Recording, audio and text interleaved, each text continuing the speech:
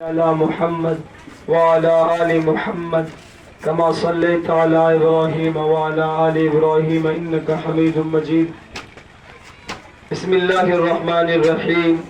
ومن آياته أن خلق لكم من أنفسكم أزواجا لتسكنوا إليها وجعل بينكم مودة ورحمة. صدق الله العظيم. عزیزان گرامی، اللہ پاک کا بے حد احسان و کرم کہ اس مالک نے ہمیں اور آپ کو ایک نورانی ایمانی عرفانی مجلس میں اللہ نے جمع فرمایا. اس پر اللہ کا شکر ادا کرنا چاہیے کہ دنیا کے ماحول سے اللہ نے نکال کر کے، دنیا کے جھمیلوں سے اللہ نے نکال کر کے دین کی مجلس میں اللہ نے بیٹھنے کی سعادت بخشی. اس پر اللہ کا شکر ادا کرنا چاہیے. کسی اور کام میں ہم ہوتے، لیکن اللہ نے میرے دل کو دستک دیا، اللہ نے توفیق دی، اللہ نے کہا کہ جاؤ، ہدایت کی باتیں ہو رہی ہیں، دین کی باتیں ہو رہی ہیں، جا کر کے سنو. آپ کا وقت بہت مختصر ہے، ہم آپ کا وقت زیادہ نہیں لیں گے.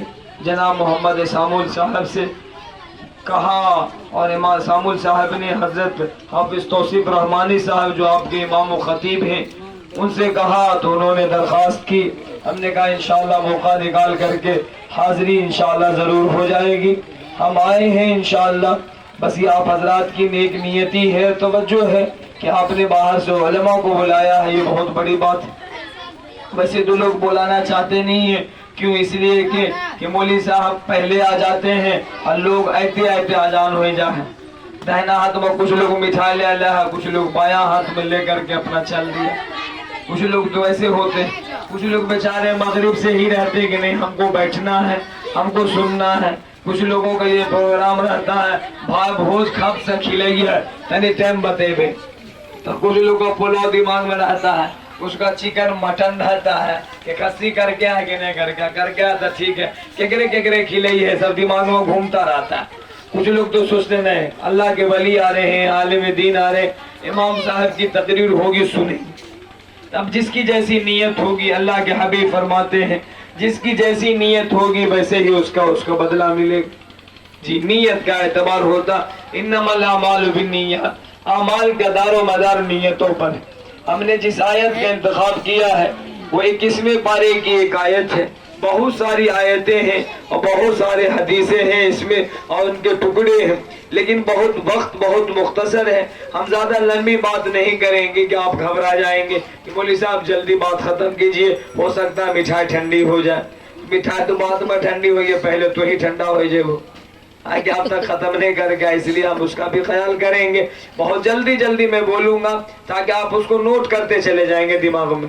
نوٹ، اور اس نیت سے نوٹ کرنا ہے کہ اس کو اپنی زندگی میں اتارنا. ہاں، یہ ہے کمال. اگر اپنی زندگی میں ہم نے نہیں اتارا، آقا کی سنتوں کو اپنے سینے سے نہیں لگایا، ان کی سنتوں کو نہیں اپنایا، آپ کی سنتوں سے محبت اور پیار نہیں ہے، تو یاد رکھیے کہ رسول اللہ کی سنت سے فرار اختیار کرنا، رسول اللہ کی سنت سے بھاگنا آقا کی شفاعت سے بھاگنے کے مترادف ہے. جو آیت میں نے پڑھی ہے اس کا ترجمہ میں پہلے کر دیتا ہوں. وَمِنْ آيَاتِهِ أَنْ خَلَقَ لَكُم مِّنْ أَنفُسِكُمْ أَزْوَاجًا. خدا کی قدرت میں سے یہ ہے، خدا کی نشانی میں سے یہ ہے، خدا کی کاریگری میں سے یہ ہے کہ ان خلق لکم من انفسکم، کہ تم کو انہوں نے پیدا کیا ہے ایک جان سے.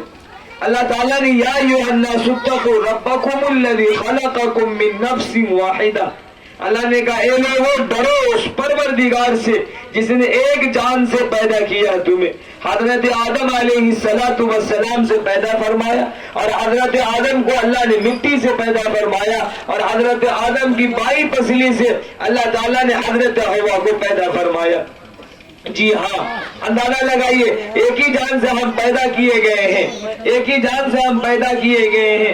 ازواجا لتسکنوا الیہا، اس پیدائش کا مقصد کیا ہے؟ تاکہ تم سکون حاصل کر سکو. رہنے دیجئے، پھر اٹھانے میں دقت ہوگی. تاکہ تم سکون حاصل کر سکو. اللہ نے کس لیے شادی کروائی؟